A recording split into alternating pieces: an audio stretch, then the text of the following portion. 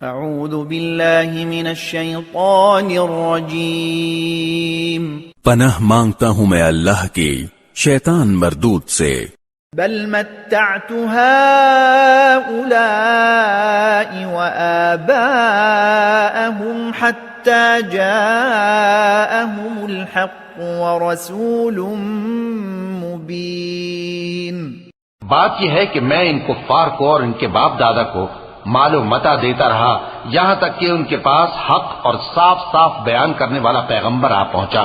وَلَمَّا جَاءَهُمُ الْحَقُّ قَالُوا هَذَا سِحْرٌ وَإِنَّا بِهِ كَافِرُونَ۔